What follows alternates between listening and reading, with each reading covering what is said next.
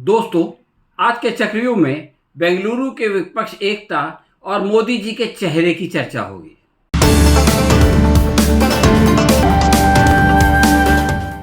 दोस्तों, प्रधानमंत्री मोदी पर विपक्ष एकता के झटके से एक दिन में दो दौरे पड़े, जिनका प्रभाव कम करने के लिए उन्होंने दो भाषण ठोक दिए। भारत की किसी और समस्या का तो उनके भाषण से समाधान नहीं होता, मगर उनके दिल का बोझ हल्का हो जाता है और मन को शांति मिल जाती है। एनडीए सम्मेलन में उनका पहला भाषण तो कोई खास नहीं था, मगर दूसरे वाले में उन्होंने दिल खोल कर भड़ास निकाली। ये दरअसल पोर्ट ब्लेयर में वीर सावरकर हवाई अड्डे के एक्सपांशन का समारोह था। इस अवसर पर बहुत ही लचर भाषण देकर उन्होंने सावरकर को भी शर्मिंदा कर दिया। वैसे सावरकर ने भी माफ़ी पर माफ़ी मांगकर पूरे राष्ट्र को अपमानित किया था, मगर प्रधानमंत्री ने उनके नाम पर बने हवाई अड्डे पर ऐसा भाषण दे मारा कि अगर वो जीवित होते तो उनका सर शर्म से झुक जाता। पीएम ने याद दिलाया कि 1947 से पहले अंडमान निकोबार में तिरंगा लहराया गया था, परंतु वो काम सावरकर ने नहीं किया था, इसलिए कि वो बेचारे तिरंगा ध्वज के बजाय भगवा झंडे में विश्वास करते थे। और आज भी हिंदू महासभा के कार्यालय पर तिरंगा नहीं बल्कि भगवा ध्वज ही लहराता होगा। अपने भाषण में प्रधानमंत्री ने दाग फिल्म के गीत को याद किया, एक चेहरे पे कई चेहरे लगा लेते हैं लोग। भारतीय राजनीति में मुखौटा शब्द बीजेपी की देन है। ये शब्द भूतपूर्व प्रधानमंत्री अटल बिहारी वाजपेयी के लिए किसी और ने नहीं, संघ के बड़े विचारक गोविंदाचार्य ने इस्तेमाल किया था। बाद में वो बदल गए और कहा कि ब्रिटिश हाई कमीशन के सामने उन्होंने अटल जी को फेस कहा और उन लोगों ने मास्क समझ लिया।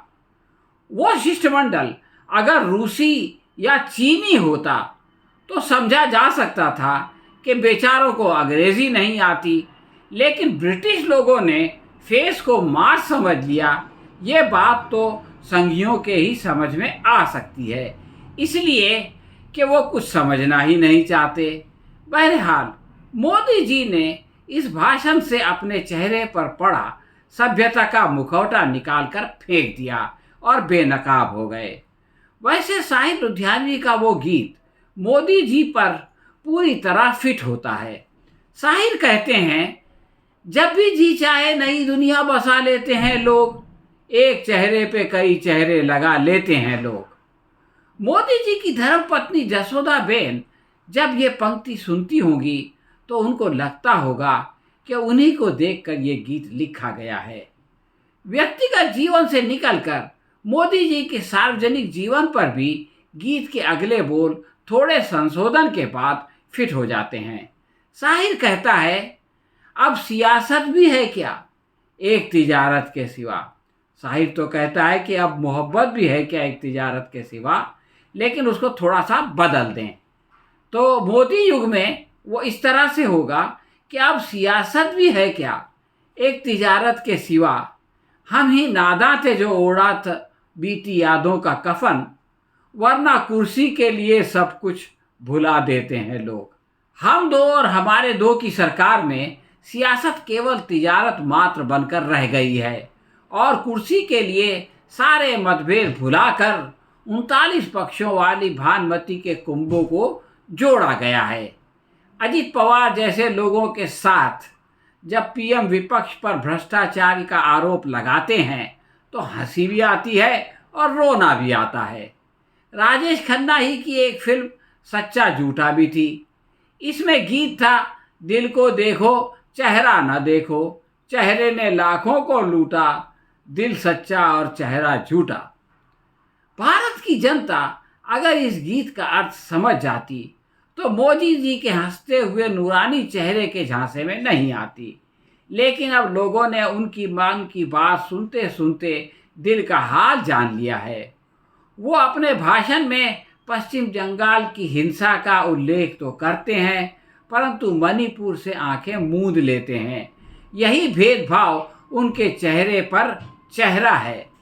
परिवारवाद को कोसने वाले मोदी भूल जाते हैं कि उनके भाषण से पहले जिस उड्डयन मंत्री ज्योतिरादित्य सिंधिया ने भाषण दिया, उनसे बड़ा अवसरवादी परिवार भारत में आज तक नहीं आया। ज्योतिरादित्य सिंधिया की दादी विजयराजे सिंधिया ने अपनी राजनीति की शुरुआत कांग्रेस से की थी और उसके बाद जनसंघ और बीजेपी में चली गई। बेटे माधवराव सिंधिया को कांग्रेस में केंद्रीय मंत्री बनाया। बेटी वसुंधरा राजे को बीजेपी की मुख्यमंत्री बना दिया। पोता कांग्रेस सरकार में मंत्री बना और उसके टिकट पर चुनाव जीतकर समर्थकों समेत बीजेपी में जाकर केंद्रीय मंत्री बन गया। वो और उनके साथियों ने पैसे लेकर दल बदली की, ये जग जाहिर है। इसी प्रकार एकनाथ शिंदे गुट पर भी करोड़ों रुपए घूस लेकर दल बदली का आरोप है। अजित पवार भी भ्रष्टाचार छुपाने के लिए ईडी के डर से भाजपा में चले गए हैं। इसके बावजूद मोदी जी खुद को कट्टर ईमानदार और सारे विपक्ष को भ्रष्ट कह रहे हैं। एनडीए 25वें वर्षगांठ पर उनके संस्थापक आडवाणी को मोदी जी ने याद तो किया, मगर उनका जो हाल उन्होंने किया ये दुनिया जानती है। मोदी जी को अफसोस है कि विपक्ष जेल में जाने वालों की महिमा मंडन करता है, मगर वो भूल गए कि भ्रष्टाचार से भी गंभीर आरोप में जेल जाने वाले अमित शाह को उन्होंने पहले तो पक्ष अध्यक्ष और फिर गृह मंत्री बना दिया। अब तो उन्हें मोदी जी के उत्तराधिकारी के तौर पर देखा जा रहा है। ऐसे में दूसरों पर आरोप लगाने से पूर्व मोदी जी अपने गिरेबान में झांक कर देख लेते तो अच्छा था। खैर, दिल्ली की सभा में एकता का कोई दृश्य नहीं था, केवल मोदी ही मोदी दिखाई दे रहे थे, इसलिए इसे फोटो सेशन से अधिक कुछ नहीं कहा जा सकता। मगर बेंगलुरु में भाजपा के लिए फोटो फिनिश था।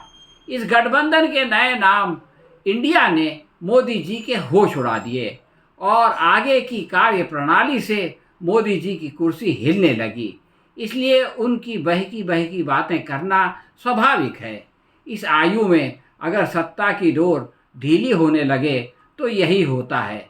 इस अवस्था पर फहमी विदायूनी ने क्या खूब कहा है, जब रेतीले हो जाते हैं पर्वत टीले हो जाते हैं।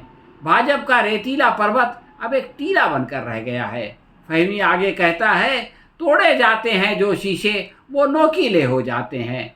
मोदी जी का नोकीलापन उनके भीतर टूटने का संकेत है। इस गजल का अगला शेर है, बाग धुएं में रहता है तो फल जहरीले हो जाते हैं। घमंड के धुएं से मोदी सरकार जहरीली हो चुकी है और नफरत का जहर देश में फैला रही है। लेकिन ऐसा लगता है कि अब देशवासियों के अच्छे दिन आने वाले हैं और इंडिया के हाथों एनडीए की सत्ता जाने वाली है। हाँ तो दोस्तों, ये थी हमारी आज की समीक्षा। आपको कैसी लगी हमें कमेंट बॉक्स में लिखकर बताएं।